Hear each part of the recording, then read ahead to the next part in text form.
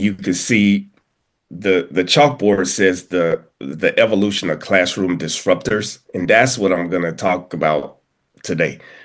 The evolution. If you have a child, you need to know what your kids are getting into when it comes to AI, what they're doing on their phones, understanding how the apps work, so that you not can hover over them, but understand how they're using these various tools, and maybe you could show them a better way. In the classroom, I don't see it any different. AI, I did a summer institute where we learned about the various AI do's and don'ts practices, and educators are terrified. They think students are lazy. Students are just copying and pasting uh, answers to tests straight from AI, copying and pasting it, submitting it as their original work. English teachers in, in particular are terrified because they want the students to write. Even going backwards to you cannot type a document, you have to write out an assignment in the classroom because they're beating their heads against the walls, rejecting the technology that's coming forth right now. My approach was different. Instead of being in denial that students are using I think a smarter approach would be learn how to use the machines, and I'll often refer to them as the machine, and then teach the students how to use those machines to enhance, not create, enhance their original thoughts and improve on those original thoughts. And the most dug in English instructor was swayed after about 6 weeks of us showing how these tools could be used in her English class. And then she tested it the first semester in the fall, and it went off. And what she found was students stopped cheating once she embraced AI. And she showed them if they use the tool how to make a scholarly citation. It proved that AI is not some big bad boogeyman that we got to be afraid of. We just got to know how to use it. And just because the student has access to an AI tool doesn't make them a expert in that thing. If I give each one of you a hammer or a saw or a drill, that makes none of us qualified to be a general contractor. Even though we have them tools, we still don't know what to do with them until a master carpenter comes in, teaches you how to use those tools. And I think AI can be done the same way when it comes to education. So that's kind of the framework of what I'm going to talk about. So behind me, you could kind of see the evolution, right? Let me go this way. Check out that, right? Check out the chalkboard. The chalkboard came around in the 1800s. That was revolutionary for that time. The chalkboard lasted. Erasers, and I'm sure some of you remember getting them erasers, taking them outside, pounding them together, everybody inhaling this smoke that we shouldn't have been inhaling, this chalk dust. And at a period of time, it worked. It was effective. Then whiteboards came along. And now old classic chalkboard teachers were pushing back that the whiteboard was going to disrupt their class. And the students wasn't going to learn as effective because I'm no longer writing on a chalkboard. Now I'm writing on a whiteboard.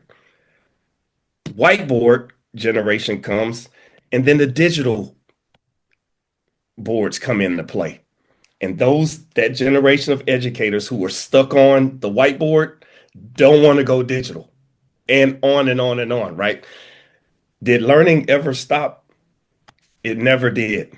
It was just a different tool they use to write on. So that's the chalkboard example. And then all of the other examples you can see on the screen behind me are the same. The pencil came around in the 1800s, and then ink pens started being widely distributed. Pencil makers were absolutely against pens, right? And the cycle just continues.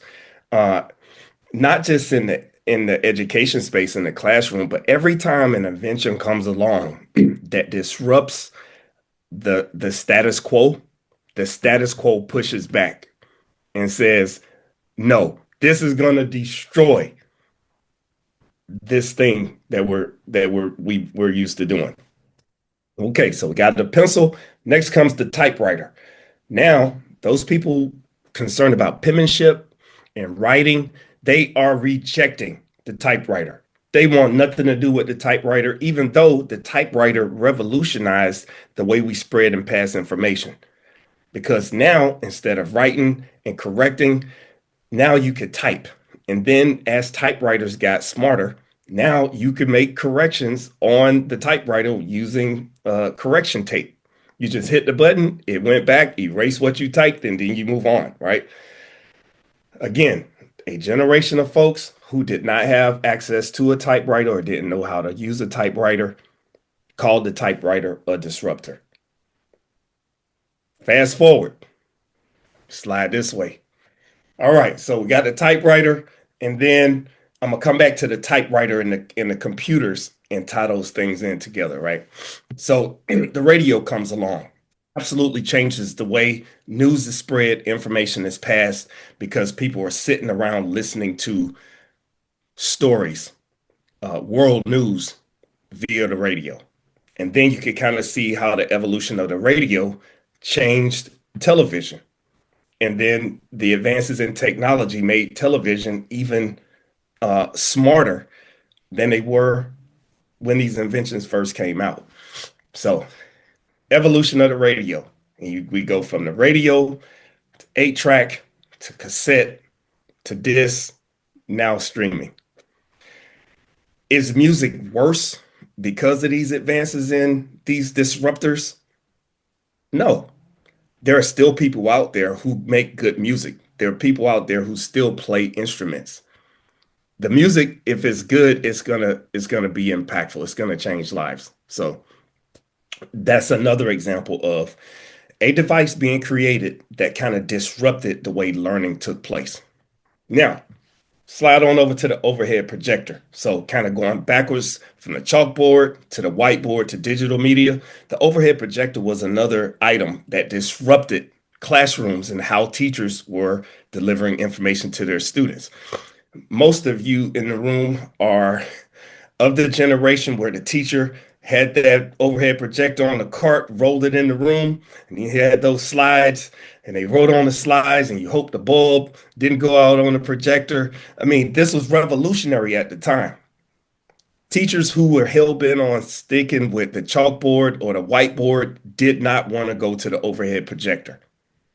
Now, think ahead how the overhead projector has advanced in technology to where there's not a physical cart that you have to push in to pass this information. Now there's an overhead projector attached to the ceiling, and it's projecting onto a digital screen.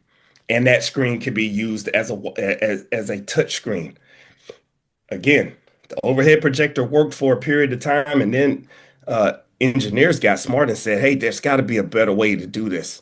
And they did. They came up with new ways to make the process better, to streamline the process. So, again, overhead projector, absolute classroom disruptor. Now, if you can look, I stopped the background at 1940s and 1950s because I used the AI to make this background. I just talked to the machine and told the machine what I wanted to talk about. And me and the machine went back and forth for 3 or 4 hours until I got the exact picture that I wanted to capture. And I couldn't put every classroom disruptor on here to include into this talk because it's been too many, right? But from the 1950s to present, can anybody in the room think of a classroom disruption and related to technology that has been incorporated into schools and into the education system that has made a difference. Maybe even since our generation, graduated high school to now. Calculators. Oh, excellent point. Math teachers, believe it or not, were furious that calculators were invented because, what did they say about calculators, Jamil? Uh, well, you don't know how to get you don't know the math. How do I know You you don't, know how to get it? You got the that, answer, but you don't know how to get to the answer. that's right. Old school math teachers wanted you to show your work. New school math teachers want you to show your work. It's no different. The calculator was an absolute disruptor for educators. Until educators got on board and again stopped beating their head against the wall that I'm not going to allow students to use calculators, and they embraced it and start teaching students how to use basic calculators. And then comes scientific calculators. Again, just because you have the tool doesn't mean you don't have to think as much, and it's going to cause a disruption in the learning process.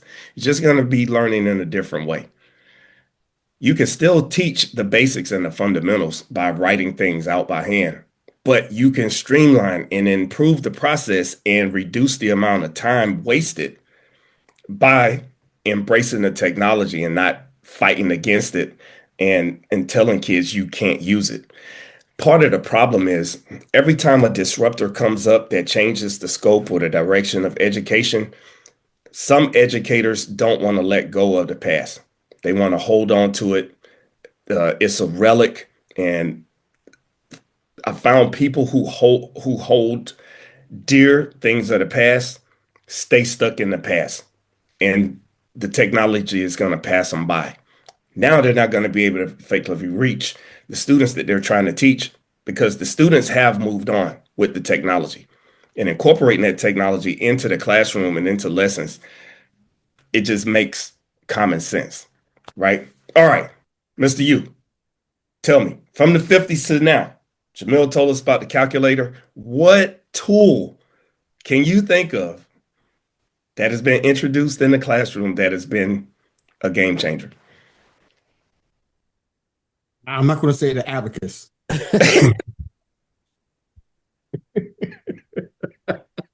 Oh man.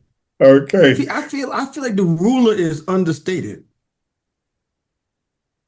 I feel like the ruler helped me out in some areas, especially even in the area of math. The ruler helped me out because I Yeah. was trying to figure it out, like just trying to just the ruler helped me get some answers correct Okay. on math quizzes and stuff. So I'm gonna say ruler from The 500, Bill. ruler. The ruler is a classroom disruptor, believe it or not. From a discipline standpoint, the ruler was very effective because I was on the other side of reading the ruler and feeling the ruler, right? The ruler disrupted class, right? Believe it or not, I had a colleague of mine yesterday look for a ruler for about 3 hours. Nobody on campus had a ruler. It blew my mind. I had a ruler and I didn't say anything because I thought for sure one of these other math instructors will have a ruler. Somebody brought out a yardstick, but she was looking for a 12-inch ruler because she was trying to teach her students uh, the metric and the standard, how to read the ruler. Because guys, believe it or not, my wife is a nursing instructor, CNA instructor. Students don't know how to read a ruler. They don't know what the lines are on a ruler. So the disruptor to get rid of the ruler was digital things, digital devices. Students didn't have to think about the width of something. They can hold up a device, the device measures it and spits back an answer to them. But in nursing and in other skills, you still, no matter how good the technology is, you still need to know the fundamentals and how to basically read an eighth, a fourth, three-fourths to an inch, right? Really basic math. That's one of the disruptors that has set students back, but I put the onus back on the instructor. Don't beat your head against the wall telling the students they can't use this device to help them with measurements. Teach them how to use the ruler first, and then show them how to use the digital tool to help them get, accurate measurements and et cetera. Does that make sense? All right, Tio, what you got, bro? Man, I got a couple, man. I Okay. think they're gonna challenge you too, Professor Stu. All right. um, the first one being Durham, North Carolina, Duke University, one of the biggest hip hop producers in the world, Ninth Wonder. Uh, He introduced the old classic beat machine into the classroom. So mm, in terms of disrupting, yes, it has disrupted the man, like you said, the increased technology of us. Now we understand that, hey, we could use this for video editing. We could use this for things here at the school, playing music during the basketball game. So that's one. yeah. And And, two, let me respond to that yeah, real go ahead, quick. bro. Think about how much resistance Ninth Wonder got in pushback when he told Duke University, one of Duke. the, hey, Dr. B has a ruler. He has two rulers. Those Oh, wow. educators, Rubik's Cube, disruptor. They pull it out This of is a disruptor in my classroom. One of the worst ones. they I'm pull a out genius everything. too. Wow. Oh man, that's great. I'm glad you guys got presentation aids. Right. That is classic. Duke University did not fully embrace this new form of teaching introduced by Ninth Wonder. Right. Right. It totally disrupted the way people thought about creative the music creative process. And now I'm starting to see the spread of hip hop curriculum spread all throughout the country. Yeah, Because bro. again, this is what the kids are into. And instead of again beating your head against the wall saying, I don't want no part of that, now embracing it and saying, you know what? Let me tap into that because that's what this generation is into. That's So, a great classroom disruptor. Go ahead, T.O. yeah, I'll just leave it at that one, man. For the sake of time, that's a really good one, bro. And I know you're right down the road from Duke, so Yeah, that's a big one. Yep. absolutely. Jamil chimed in and said computers. Oh my goodness. Think about when we first got introduced to computers, how massive they were, how expensive they were. One, the computer did disrupt the classroom in some negative ways, but the positives that came out of the invention of the computer and introducing it into education, total game changer. We are doing what we're doing now because of a computer. This would not be possible 20, 30, 40 years ago. Now, instead of saying, I don't want computers in my classroom, every class I go into, most students have a laptop on their desk and they can follow along on their desk doing the work in class on the computer. That is a excellent example. And if you think back to a time before mass production of personal computers, schools would buy computers and there was pushback. It's going to make the students lazy. They're not going to know how to write. They're not going to know how to read, and so on and so forth. Librarians have probably been the biggest uh, pushback during that generation when with the introduction of computers. Librarians were stuck on hard books, use the Dewey Decimal System, do your research by flipping through all of these encyclopedias and all of these books, manually citing sources in APA, MLA, Chicago style. Now, doing research has been streamlined so effectively that you can still go to the library, jump on a computer, enter a database or enter multiple databases and still do the same type of scholarly research that we did before the inventions of computers. The process changed, but it didn't destroy education. It actually made doing research even more thorough and more effective because now you could go with the click of a button and document the things.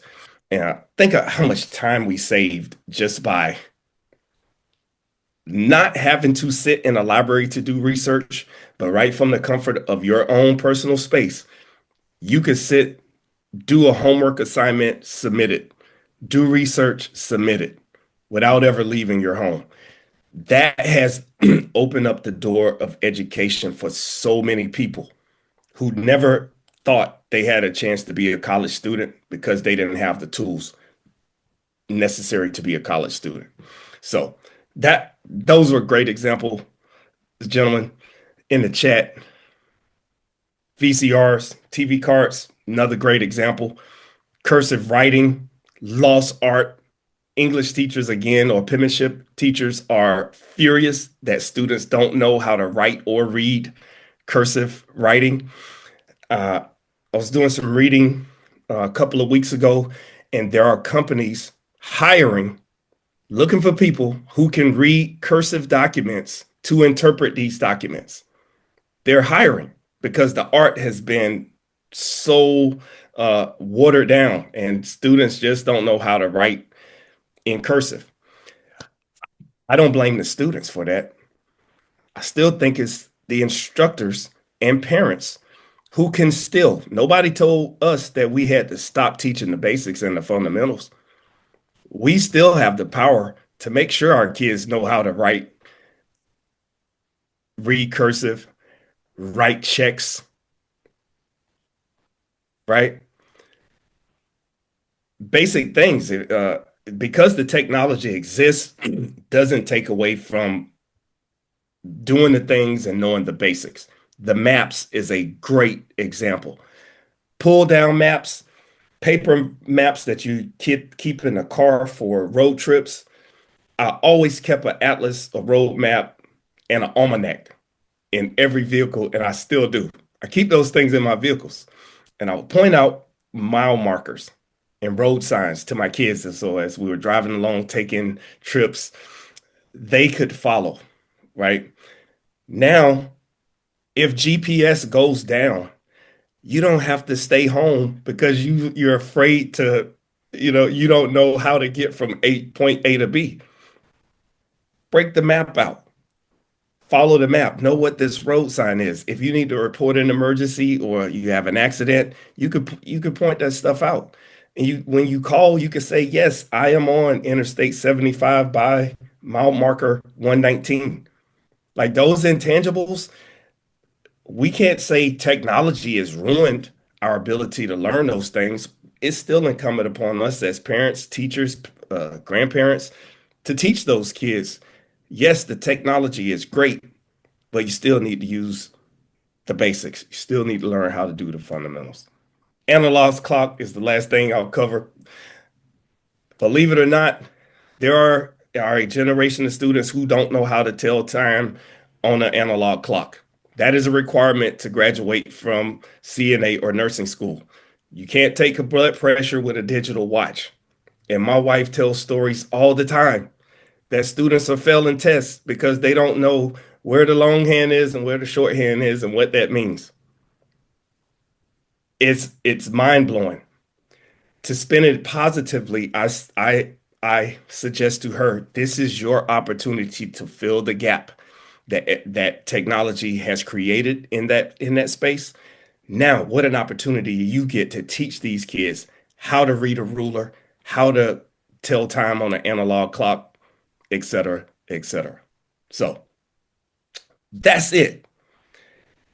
I teach my students how to use all of the AI tools. I show how to prompt in different AI tools so that they can get different results. Again, not teaching them how to use it to cheat, but how to use it to be more creative and more thorough. And believe it or not, the more I learn and share with the students, they open up and they share information about how they navigate the AI spaces as well.